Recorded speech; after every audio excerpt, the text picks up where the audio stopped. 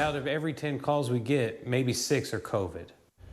A funeral home director in McAllen planning more COVID-related funerals. He says it's reminiscent of last summer. Today, Hidalgo County reported 12 more people died of COVID-related causes, making it 30 lives lost to the virus in just the last 2 days. And as Channel 5's Monica de Anda found out, the impact of the Omicron variant not only impacting funeral homes, but also the families trying to plan those funerals.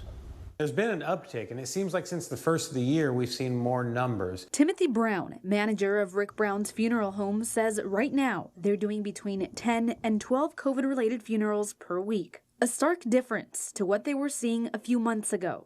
We had a few months like October, November, where maybe 1 or 2 COVID cases. The cases had really dropped where we weren't hardly having any. Now they're busy again. Although Brown says this doesn't compare to the summer of 2020 when he was doing about 20 embalmings a day, it's still challenging. To be honest with you, it's very difficult to handle the wave because you don't know what's going to happen tomorrow. It's hard to manage your staff. You don't know if you need more staff. You don't know if you need less staff. In Hidalgo County, 140 people have died of virus-related reasons in the last 4 weeks. 30 of those deaths reported just this week, 12 of them today. And Brown says the increase in deaths is also affecting families. Oftentimes when someone passes away with COVID, the family has COVID.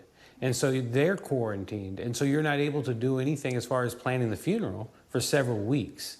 And then when they do get around to planning the funeral, oftentimes the cemeteries don't have room to bury at this time. You have to wait another couple of weeks. But even if COVID-related deaths keep climbing, Brown says funeral homes across the valley will do their best to help. Every funeral director I know is committed to serving their community wherever they're at.